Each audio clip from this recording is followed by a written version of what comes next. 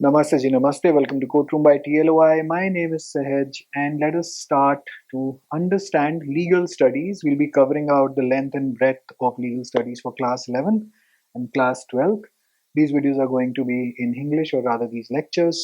तो अब legal studies पढ़ तो रहे हैं, उससे पहले हमें समझना पड़ेगा लॉ क्या है. I will introduce the concept of state to you.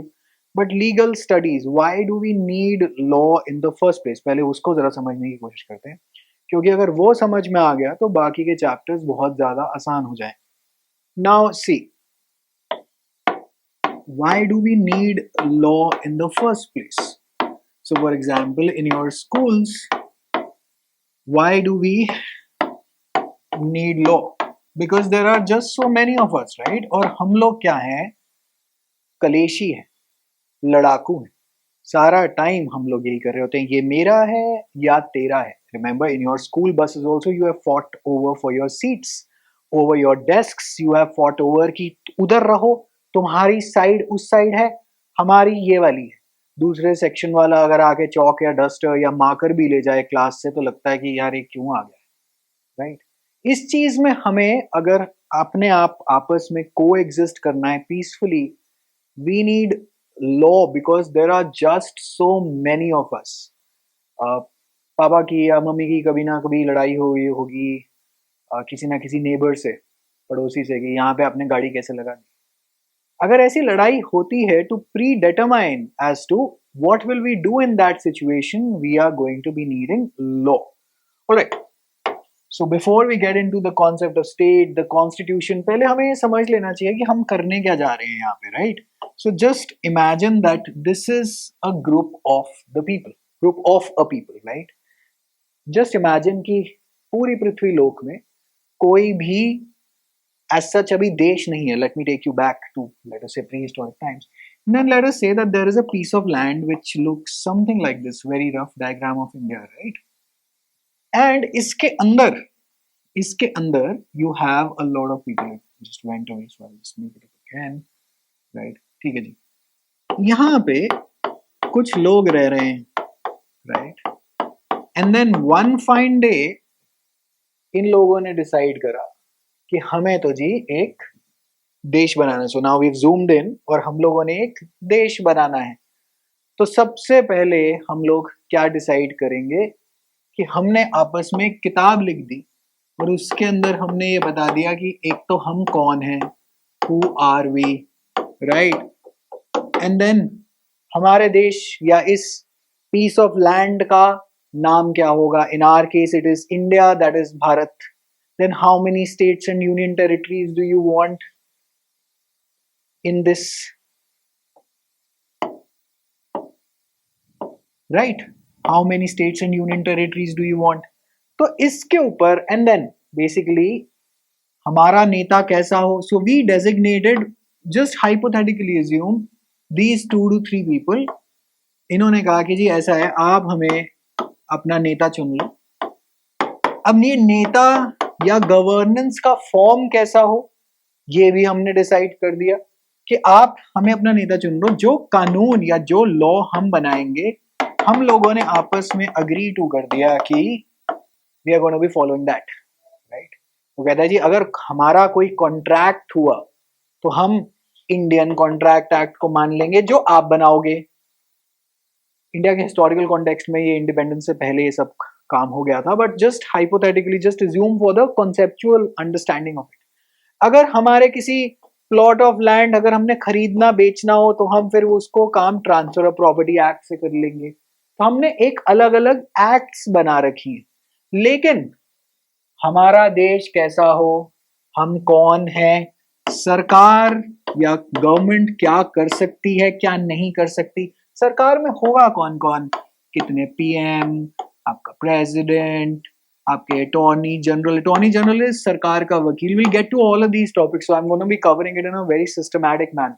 Alright, so this is the thing. So president, vice president, and then one portion of the constitution we'll devote to what all can the state, can these guys not do, because इनके पास power बहुत ज्यादा हम दे रहे हैं, ये तो हमारे को नाचना चाह देंगे. तो हमने एक fundamental rights of the people भी रखा हुआ है. फिर हमने एक पोर्शन ऐसा रखा हुआ है जिसका नाम है DPSP. DPSP directive principles of the state policy, की जब ये कानून बनाए they are going to keep this in mind, right. फिर हमने ये भी बता रखा है कि हम लोग ना जो जो पैसा कमाएंगे उसमें से आपको एक टैक्स काट के देंगे, उससे आप अपना रफाल खरीद लेना, टैंक खरीद लेना, हमारे को हमारी सड़कें वड़कें बनवा देना, ताकि हम लोग बेटर अपनी जिंदगी व्यतीत कर पाए। ऑफ कोर्स वो लोग उसमें से करप्शन कर लेते हैं, but that's a separate story all together, right. तो बेसिकली हम लोग हैं, बहुत सारे के सारे लोग हैं, और सारे के सारे सारा टाइम लड़ाई करते रहते हैं ओवर मेरा क्या है और तेरा क्या है। तो law in its essence, in its various forms, one of its forms is that it's a conflict resolution mechanism. आपके स्कूल में what is the conflict resolution mechanism? सबसे पहले class monitor, then there is a hierarchy, class monitor, class monitor से teacher, teacher फिर कहते हो तो principal के पास ले जाओ, right. that's the entire story. So this is how we structure.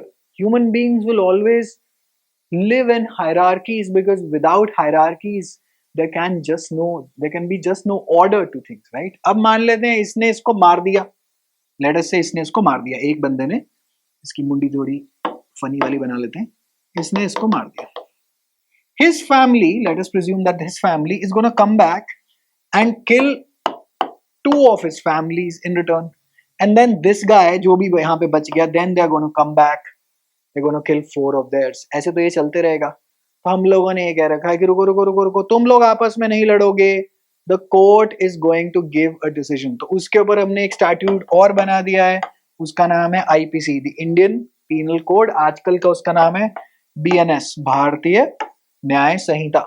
वो कहते हैं कि नहीं नहीं नहीं, आप लोग आपस में नहीं लड़ाई करेंगे, आप पुलिस को रिपोर्ट देंगे, पुलिस सामने वाले एक्यूज को पकड़ के जाएगी, उसका ट्रायल होगा किसी एक तीसरे जज के सामने। देखिए जज है तो इंसान ही। Just try to visualize this entire process. So for them, we have basically created a courtroom then, right? यहाँ पे courtroom में जज साहब बैठते हैं, जज साहब के सामने आप आते हैं। अच्छा इनकी थोड़ी शक्ल थोड़ी खराब होगी इनकी, यहाँ से चलो आई वोल्स यहाँ पे ऐसे बना देते हैं। कोर्टरूम, कोर्टरूम वहाँ पे लिखा हुआ है, खैर वो तो हमारे काम का नाम है, that's a trademark, but will get to those. यहाँ पे फिर दो लोग आएंगे, अगर क्रिमिनल केस हुआ तो एक साइड पे खड़ा होगा state. We are going to come back to this word because that is the topic of the day. मैं इससे आपको अगले लेक्चर का इंट्रोडक्शन दूंगा, but hang on 1 second and hear me out this, right. क्योंकि यहाँ पे पुलिस वाले आते हैं ना, police is of the state, सरकार की होती है पुलिस, और इस साइड पे आपने जिसने मर्डर करा था आपको एक्यूज बना के यहाँ पे खड़ा कर देंगे, अंडरस्टूड। और यहाँ पे जज साहब, क्योंकि जज साहब मौकाए वारदात पे नहीं थे, he was not present, so you will have to prove that this accused actually committed the offense। तो प्रूफ लेकर आना पड़ेगा या एविडेंस लेकर आना पड़ेगा।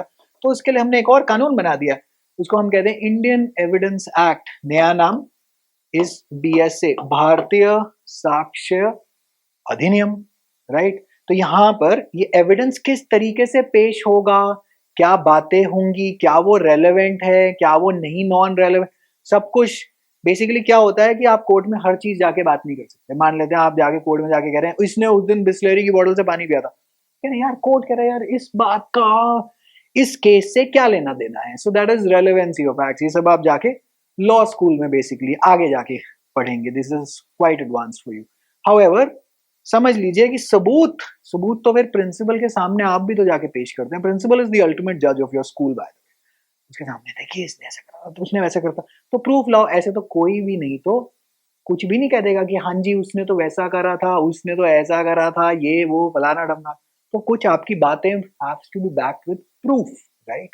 ये तो हो गई क्रिमिनल साइड की बात। तो अगर क्रिमिनल साइड में एक और, खैर अब ये केस यहाँ तक बेसिकली, पहले जिसने मर्डर करा था, जिसने मर्डर, जो आदमी ने जो करा था मर्डर, है ना, इसने इसको ही is officially the accuse, right. तो इसको सबसे पहले पुलिस वाले को टोपी पहना लेते हैं। पुलिस वाले इसको आके पकड़ेंगे कैसे, अरेस्ट कैसे करेंगे। पुलिस वाले खैर मतलब दुनिया को टोपी पहनाते हैं, लेकिन चलो हमने इनको पहना दी। अरेस्ट कैसे करेंगे, एफआईआर कैसे होगी, ये कोर्ट में, ये कोर्ट तक की पूरी प्रोसेस, इन्वेस्टिगेशन, क्योंकि पुलिस का एक ही काम है इन्वेस्टिगेशन, फिर वो एविडेंस कैसे कलेक्ट करेगी, फिर वो चार्जशीट कैसे फाइल करेगी। Chargesheet is a list of charges जो कि आप आईपीसी में से वन से किसने मर्डर करा है, रेप करा है, किडनैपिंग करी है, अबडक्शन करी है, कुछ तो करा होगा, इसलिए तो पुलिस लेके जा रही है। फिर वो चार्जशीट कैसे फाइल करेगी। फिर वो एक छोटू जज साहब होते हैं, उनका नाम है judicial magistrate, FC, judicial magistrate of the football club नहीं है, फर्स्ट क्लास है दिल्ली के अंदर। फिर उनको वो पेश करी जाती है, फिर वो सर कॉग्निसेंस लेते हैं। कॉग्निसेंस से, कॉग्निसेंस में मतलब होता है, ये होता है अभी, मतलब if you are actually in 11th and 12th and watching this, तो इतना मतलब this is quite in depth, but फिर भी थ्योरेटिकली कॉन्सेप्चुअली समझ लीजिए। एक तरह से ओटीपी लगाते हैं अपना कि he whether he will allow the case to go forward और नॉट। फिर होता है जी आपका यहाँ पे pretty much, I won't go into very depth, I won't go into much depth over it, framing of charges वगैरह होते हैं, बट आपके लेवल के लिए रिक्वायर्ड नहीं है। तो आप समझ लीजिए ट्रायल शुरू हो जाता है। तो पुलिस से जज साहब तक की पेशी और पूरा केस कैसे चलेगा, that is basically done under CrPC, criminal procedure code, जिसका आज का नाम है बीएनएसएस, भारतीय नागरिक सुरक्षा संहिता। तो ये तीन अलग अलग कोड हैं। तो बेसिकली अगर आप मार्केट में जाते हैं, अभी खरीदने की जरूरत नहीं है, you are in school right, criminal manual पुरानी, ये तीनों के तीनों बेसिकली एक जगह पे कंपाइलेशन करके, so you get books of law such as this is the criminal manual. इसके अंदर तीनों चीजें हैं। Bharatiya Nyaya Sanhita, BNS, the new IPC, so this is what we call as the bare act.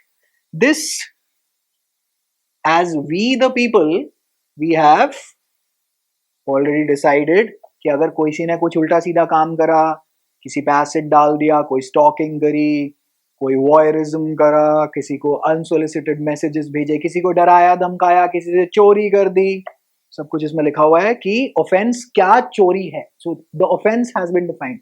मान लेते हैं दैट आप जिम गए और आपने अपना वॉलेट और फोन रिसेप्शनिस्ट को दिया और वो लेके वहां से चली गई और सोनू सरदार जी गफार के पास पहुंच गई और 1 सेकंड में उन्होंने बेच दिया हो। तो अब this is criminal breach of trust, this is not theft, क्योंकि आपने पकड़ाया था ना सामान। ये सब इस किताब के अंदर दे दिया। बट हमारे सिलेबस में 11th स्टैंडर्ड में हमने उस किताब का नाम है the constitution of India. So technically speaking you have, अच्छा हमने आईसीए टीपीए, मैंने आपको बता दिया, TPA I think class 12th के सिलेबस में भी है। ये है छोटी छोटी माइक्रो एक्ट्स, बट इनका एक पिताजी है, उनका नाम है द कॉन्स्टिट्यूशन ऑफ इंडिया। इसके अंदर सभी कुछ डिफाइंड रहता है and it is very logically defined, in a sequence it has been defined, right. तो यहाँ पे अगर हम देखते हैं यहाँ पे क्या हो रहा है, तो हम लोगों ने एक किताब बना रखी है। सबसे पहले उसके अंदर हम लोगों ने बताया है, गिव मी 1 सेकेंड, कि हम लोग हैं कौन। तो हम लोगों ने प्रियम्बल में अपने ये लिखा हुआ है, we the people of India having solemnly sovereign, हमने कसम खाई है कि जी हम कैसे होंगे, हम सॉवरन होंगे, हम किसी के सरकार को, किसी को कोई बातचीत हम नहीं जवाब देंगे, हम सोशलिस्ट होंगे। मतलब यहाँ पे गरीब और अमीर की इक्वालिटी में काफी कम डिफरेंस होगा। रियल लाइफ में वो जैसा है आपको भी पता है, मुझे भी पता है, but any which way secular. Secular मतलब हमारा किसी के धर्म से कोई लेना देना नहीं है, कोई हिंदू है, मुस्लिम है, सिख है, हमारा आपको जो करना है, जो मानना है, ईश्वर आपको जैसा पसंद है आप वैसा करिए। देन हम डेमोक्रेटिक होंगे, इसका मतलब हम सरकार अपनी चुनेंगे। रिपब्लिक होंगे, हमारा एक प्रेसिडेंट होगा, right. And this we adopted and enacted on the 26th of December 1949, and then eventually this fully came into operation when it commenced. So commencement of the constitution is 26th of January 1950, your Republic Day, right? 25th of क्या बोलते हैं, January is National Voters Day, celebrated since 2011, and 24th of January is International Education Day and National Girls Child Day. Correct me if I'm mistaken on these. This is a combo pack of days basically. Here I teach mostly for law entrances, तो ये सब कुछ रटा रहता है, right? Law entrances and judicial services exams and the UPSC law optional. I am pretty much a law guy, basically, primarily speaking. कभी अगर CLAT AILET की तैयारी करनी हो, I'll leave the link in the pinned description. Pseudo marketing aside, this is our preamble, right? This is the beginning of the Constitution. Now we come in here, all right? Now we come in here and यहाँ पे हमने constitution के अंदर अलग अलग चीजें हमने आपको बता दी। मुझे पता है कि यहाँ से कुछ दिखाई नहीं दे रहा होगा, सो this is quite a thick book, right. but I'll take you through the parts of the constitution, and then will you understand what exactly are we up to, right? तो यहाँ पे in the constitution what have we done is, so firstly we are beginning with the preamble. जैसा कि मैंने आपको बताया कि ये हमारे ओम sov soc secu demo rep ऐसे मैं रटवा देता हूँ, sovereign socialist secular democratic republic, right, and then वहां पे हमने बता दिया इनिशियल आधार कार्ड दिखा दिया कि हम एक्चुअली हैं तो हैं कौन. Then we start with parts. So the constitution is divided into parts. Part 1 is the union and territories. Union and territories के अंदर सबसे पहले we decided कि जी हमारा, अच्छा चलो इसको इधर कर लेते हैं, इसको इधर कर लेते हैं. Let us make India again, right? Do not make fun of my drawing. I know it's particularly bad. थोड़ी सी इंडिया को यहाँ से expand कर देते हैं, थोड़ा बांग्लादेश वालों को भी अंदर. But anyway, no insult to India. I'm very proud citizen of this country. Now, part 1 is the union and its territories. पहले हमें decide करना है कि actually हम हैं कौन, हमारा area कैसा है, right? So this is part 1. This goes on from articles. So constitution में दे रखा है articles, बाकी acts में दे रखे होते sections. So this goes on from article 1 to 4. और इसमें article 1 में लिखा हुआ है India, that is Bharat, shall be a union of states. And then it says check the first schedule. Schedule basically हमारे यहाँ पे 12 शेड्यूल दे रखे हैं, ओरिजिनली तो 8 थे बट 12 दे रखे हैं. और उसके अंदर क्या है, उसके अंदर आपका ये काम करा हुआ है हमने कि फर्स्ट शेड्यूल के अंदर हमने दे रखा है that this is we have 28 and 8, 28 states and 8 union territories. So firstly we have defined the area without getting into the nitty-gritty details of things. Then part 2, वो कह रहा है जी ये तो आपने डिफाइन कर दिया कि इस particular piece of land on the globe का नाम कैसा होगा, इसका एरिया कैसा कैसा है. Then we are going to define who is going to be we the people. हम लोग कौन होंगे, सिटीजनशिप कि कौन कौन हमारे यहाँ का सिटीजन होगा. तो हमारे यहाँ का जब सिटीजन होगा केवल वही पीएम, वही प्रधान, वही प्रेसिडेंट, ऐसे हमने बड़ी सारी कंडीशंस लगा रखी. To hold these important posts you need to be a citizen of India. So then we have defined from article 5 till 11 is who all are citizens of India, all right? And then हमने कहा चलो लोग भी decide हो गए, territory भी decide हो गई, फिर हमने पार्ट 3 हमने कर दिया. पार्ट 3 में हमने फंडामेंटल राइट्स ले आए. This goes on from articles 12 to 35, perhaps the most important part of the constitution, all right? And 12 के अंदर हमने क्या काम करा है जी, 12 के अंदर हमने लिखा है स्टेट, all right? स्टेट की डेफिनेशन दे दी है. वो कह रहा है जहां जहां पार्ट 3 के अंदर मैं शब्द स्टेट यूज करूंगा उसका मतलब होगा is equal to the government of India, legislature of any state, right, legislature of any state. और ये हम देख भी सकते हैं. See I will show you article 12. Alrighty, I hope that you're doing well up till now. This lecture, you can use this even for the UPSC if you wish to.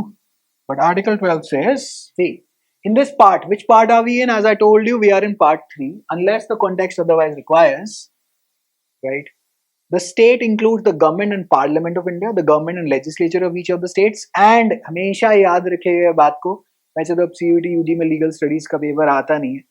And all local or other authorities within territory of India or under the control of the government of India. All right. Now this is extremely important. All local or other authorities, DDA, MCD, सब कुछ. But यहाँ इन्होंने judiciary नहीं लिखा.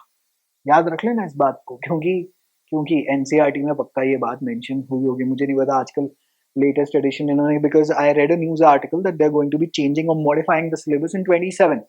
If they do so, I'll just make a modification to these lectures as in where it is pretty much required, right? So you can use these lectures and then आपका school में अच्छा काम हो जाएगा. Within the territory of India or under the control of the government of India, within the territory of India or under the control, बाहर की embassy भी, this is, तो कह रहा है ये सब कुछ को आप in this part, जहां in this part शब्द state होगा, so state is equal to government and parliament of India plus the government and legislature of each of the states plus local and all other authorities. Government, the people who are in power. Legislature, आपके विधानसभा MLA चाचा विधायक हैं हमारे, नहीं, और parliament में ये क्या बोलते हैं, पार्लियामेंट इज इक्वल टू, हमेशा याद रखिएगा, parliament is equal to, let me get to my board first, parliament is equal to, पहले खैर government of India plus parli, right, ये हो गया, एंड देन यहाँ पे government of state plus legislature of any state plus all local and other authorities. ठीक है जी, तो ओवरऑल समझ में आया कि हम कानून में पढ़ने क्या जा रहे हैं। तो जिस तरीके से हमने अपने देश को ऑर्गेनाइज कर रखा है वहां तो कॉन्स्टिट्यूशन है, और जो हमने आपस में अपने आप में बात कर रखी है वहां पे transfer property act, law of torts भी है ना। लॉ ऑफ टॉर्ट्स कैसे है कि अब यहाँ पे मान लेते हैं आप मेरे यहाँ क्लैट या एलईटी या किसी भी लॉ के एग्जाम की तैयारी कर रहे हैं और यहाँ पे आपके सर पे ट्यूबलाइट गिर गई, हु इज रिस्पॉन्सिबल, ये बात किसी किताब में नहीं लिखी हुई, and you want damages from me, you want money from me, so that is going to get covered under the law of torts. Understood है? Okay, तो ये 12, this is the definition of state. अब इस पे बहुत सारी state की थ्योरियां हैं। बेसिकली जब जब हमने सिलेबस एक्सटेंड करना होता है तब हम सारी ये वाली पॉलिटिकल थ्योरीज एंड थोड़ा सा हम डेफिनेशन इसको एक्सपैंड करते रहते हैं। So if you are in the humanities section, I am sure that they will be teaching you this topic. I will pick up those theories in the next lecture. This was my opening, right, as to कि हम कानून कर ही क्या रहे हैं यहाँ पर, like legal studies. Why do we need law? So that हम एक दूसरे को, कहाँ गए हमारे एक दूसरे, आ गए, हम एक दूसरे को मार ही ना डालें, राइट, हम एक दूसरे को, क्योंकि हम लोग सारा टाइम लड़ रहे हैं. Just imagine this for 30 minutes in your school, college, future college, wherever. Let us say for 30 minutes there is no law of karma, there is karams, there is no God watching you, there is no police, there is no principal, there is no class monitor, and you have no legal repercussions of your actions. You are going to raise hell. Most of us are, exceptions aside. I do not endorse it, but most of us are going to raise hell.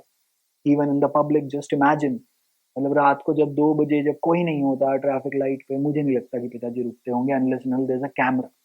देखिए, if you are free, if there is no law, we won't be able to survive, because law is absolutely essential. How do we govern ourselves, right? तो main macro, एक macro point of view से हमने constitution बनाई, और micro में हमने रख दिया Indian contract act, TPA, IPC, CrPC, evidence, right, civil side. अच्छा, यहाँ पे एक चीज मैं और बता देता हूँ. अगर दो लोगों का बिल्कुल ही प्राइवेट सा केस है जिसमें एक दूसरे से पैसे वैसे लेने इन्होंने, और वो प्राइवेट सा केस है, तो अगर टीपीए मान लो प्रॉपर्टी के ऊपर केस है तो यहाँ स्टेट नहीं है, तो then this is party A, then this is party B. One is the plaintiff जो शिकायत लेके आए जज साहब के सामने, the other is the defendant. Don't worry, I will take you to deep waters of law. Then this is regulated by the CPC, the Civil Procedure Code, कि ये केस कैसे चलेगा, प्लेंट कैसे लगेगी, सामने वाले जब आपको रिटन स्टेटमेंट कैसे कहते हैं. So all of this is, all of this is hellishly required by society, else we will all fall apart, right? And this is the point of legal studies. Alrighty? तो state तो मैंने आपको समझा दिया. खैर, थोड़े से पार्ट्स को मैं जरा निपटा दूं ताकि हमारा काम पूरा हो जाए. तो we were in part 3 of fundamental rights. ठीक है जी, okay. Then you have part 4. Then you have part 4, which is the DPSP. Part 4A. अब ये A क्यों आ गया? ये क्योंकि अमेंडमेंट्स आए. अमेंडमेंट है, पहले तो किताब लिख दी, लेकिन इसके अंदर बाद में हमने कुछ कुछ चेंजेस करे हैं. वो चेंज हम पार्लियामेंट के द्वारा करते रहते हैं. As of right now, there have been 106 constitutional amendments till date. Right? तो ये आया आपका 42nd अमेंडमेंट 1976 से, और यहाँ पे आ गए आपकी fundamental duties. Indira Gandhi madam ने कहा था कि बड़ा तुम फंडामेंटल राइट, मेरा राइट ये है, मेरे को तो ये मिलना चाहिए था. अपनी जरा ड्यूटियां भी याद करो, है ना. And then you have part, चाहिए डीपीएसपी होनी चाहिए, अपनी डीपी लगाएं. Then you have part 5 which contains basically the union. The union means centre सरकार, and this is divided into chapter 5. मतलब 5 चैप्टर्स हैं, 1 to 5. ऑलराइट. इसके अंदर कौन कौन आता है? सबसे पहले आता है the executive. This is chapter 1, the executive. तो पार्ट 5 के अंदर 5 चैप्टर, मतलब they are subdivided into 5. Then you have chapter 2, the parliament. हमारा पार्लियामेंट कैसा हो? तो parliament is equal to president plus Lok Sabha plus Rajya Sabha. 9 standard civics. और ये आपका आ गया चैप्टर नंबर 3. उसमें आ जाता है लेजिस्लेटिव पावर ऑफ प्रेसिडेंट. कह रहे भाई साहब आपको ये सब रटा कैसे हुआ? दिन रात यही काम है. Mainly I teach for the judicial services exams, and the UPSC constitution is my मतलब one of my mainstays. I know pretty much, you know, ईश्वर की कृपा से बहुत साल हो गए ये काम करते हुए. खैर anyway, the legislative power of the president, यहाँ पे president साहब के पास power है ordinance की under article 123. थोड़ी सी मेहनत डालेंगे थोड़े साल में आपको भी रट जाएगा ऐसा क्या. Chapter 4, I'm no special, really no one special. Chapter 4 is the union judiciary. यहाँ पे the union judiciary centre level पे यूनियन जुडिशरी में आ जाता है हमारा supreme court of India, right, supreme court of India. And then you have chapter number 5 आ जाता है CAG, and that is where you end. Then you get into part 6 which is the states. There is no part 7. Then you get into part 8 which is the union territories. This is the state. Understood. तो ये सारा का सारा logically arranged for है. कहाँ गए मेरे parts. Part 4 यहाँ पे आ गया. Give me 1 second. राइट. तो पहले हमने डिसाइड करा कि हम कौन हैं, कैसे हैं, क्यों हैं, right. And then we decided कि हमारी टेरिटरी में क्या क्या कौन कौन सा एरिया है, कौन कौन सा नहीं है. फिर हमने डिसाइड करा कि हम लोग कौन होंगे. फिर अंडर फंडामेंटल राइट्स हमने डिसाइड करा कि सरकार क्या क्या नहीं कर सकती हम लोगों के साथ. They have to give us freedom of speech and expression, subject of course to reasonable restrictions. Fundamental rights mainly dictate what the state cannot do.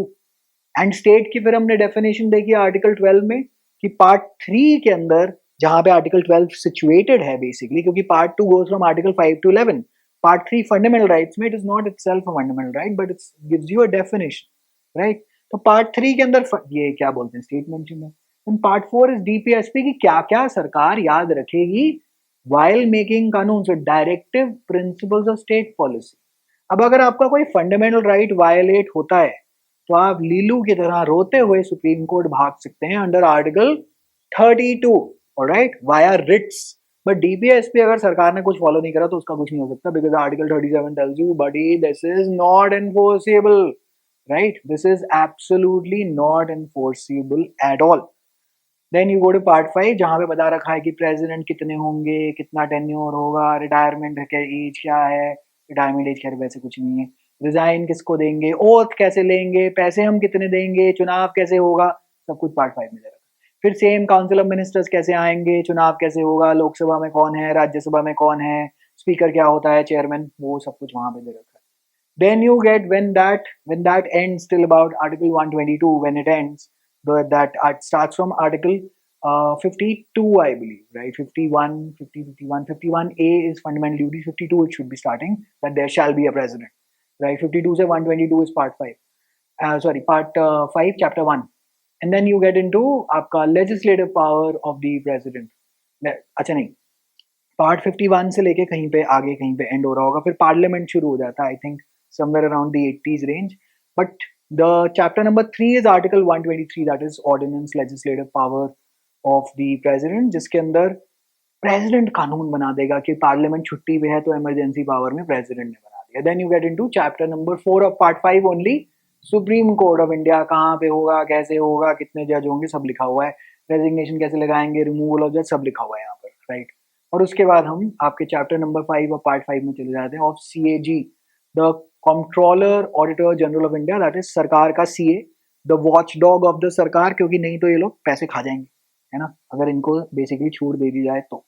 तो ये सारा का सारा हमारा मामला है. तो ये कॉन्स्टिट्यूशन बेसिकली बड़ी ही सीक्वेंस में अरेंज है. और उसके बाद जब यूनियन का काम खत्म हो जाता है तो पार्ट 6 में हम चले जाते हैं, starting from article 152 if I am not mistaken. तो पार्ट 6 के अंदर द स्टेट आ जाता है, द स्टेट्स, वो जो अलग अलग जो राज्य है, महाराष्ट्र, पंजाब, एक्सेट्रा एक्सेट्रा. फिर उनके बारे में, उनकी सरकारों के बारे में बात करते हैं, वो खत्म हो जाते हैं. Part 7 was already deleted by one of the amendments, I believe part 7 was deleted by either the third or the seventh amendment, but anyway, let's not get into there क्योंकि वो और डिटेल में जा रही थी.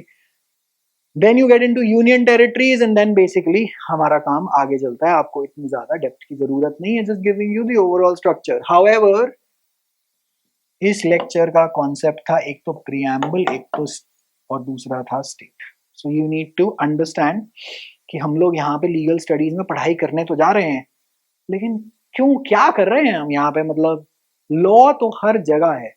तो लॉ के, कानून के पिताजी का नाम है कलेश, राइट, कलेश है तो कलेश को रुकवाने के लिए हमने लॉ बना रखा है. So it's a dispute resolution mechanism, a conflict resolution mechanism or a dispute resolution mechanism. Then you have something called in law you have called ADR, alternative dispute resolution mechanism. Court मत जाइए, बाहर ही रहिए, लोक अदालत वगैरह वो सब आपको 12th में आई थिंक आपके सिलेबस में है. But I take it all up in sequence. Hopefully state का मतलब समझ में आया. I take the bare act out as in constitution and then explain to you कि कैसे ये कहाँ पे क्या काम कर रहा है. एक तो दो तीन चीजें अब इस लेक्चर से आपको याद रखनी है. होपफुली ये क्लियर हो गया होगा कॉन्स्टिट्यूशन में क्या चल रहा है, स्टेट का मतलब क्या है, और स्टेट जो है, जो आपका जो शब्द है किस आर्टिकल में दे रखा है, that you should learn. Secondly, judiciary is not mentioned under the state. Not mentioned, right.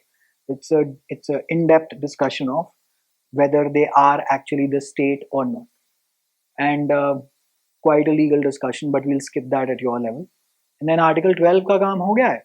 And article 12 में जो स्टेट की जो डेफिनेशन है वो पार्ट 3 के अंदर सेम चलती है क्रॉस. तो वहां पे वो हर बारी ये नहीं बोलता कि मैं दोबारा डिफाइन करूंगा. वो हर बार ये कहता है कि भैया स्टेट जहां लिखा है वो आर्टिकल 12 ऊपर से पढ़. It includes everything. So when they से that the state shall not make any law that abrogates या reduces so called your fundamental right या it takes away your fundamental right under article 13 इन्होंने कह रखा है. So that means this state जो article 13 में जो यूज करा है उसकी डेफिनेशन हमने article 12 से उठानी है, right? Very very easy to do. तो इस लेक्चर से आपको होपफुली समझ में आ जाना चाहिए कि हम लोग क्या कर रहे हैं और क्या नहीं कर रहे हैं. और ऐसे ही आपके स्कूल के भी जो फाउंडिंग जो डॉक्यूमेंट्स होती हैं, ऐसी कुछ लोग इकट्ठे हुए उन्होंने अपना स्कूल बनाया. मेरे स्कूल का नाम है संस्कृति स्कूल. वहां पे उन्होंने स्कूल बनाया, दी सिविल सर्विसेज स्कूल. तो उसके अंदर उन्होंने अपनी भी एक कोर डॉक्यूमेंट बनाया हुआ कि हमारा स्कूल कैसा हो. तो द कॉन्स्टिट्यूशन जो स्कूल की जो है वो वहां पे डिफाइंड है. तो ऐसे देश की एक कॉन्स्टिट्यूशन है, उसके अंदर आर्टिकल 12 दे रखा है, उसके अंदर द स्टेट दे रखा है, राइट. आई बिलीव 20-25 मिनट, आधा घंटा हो गया होगा इस लेक्चर को. इससे ऊपर कोई लेक्चर्स आई बिलीव ज्यादा देखता नहीं. This is pretty much your attention span. So period number 1, this is introduction to legal studies. अगले लेक्चर में वो सारी की सारी जो थ्योरीज जो दे रखी हैं आपके एनसीईआरटी में ऑफ स्टेट, वो उठाते हैं कि स्टेट बना तो बना कैसे, और अलग अलग फिलोसोफर और ज्ञानी आदमी आके हमें बताएंगे कि भाई साहब स्टेट तो ये होता है, स्टेट तो वो होता है. I'll try to make it as interesting as possible for you.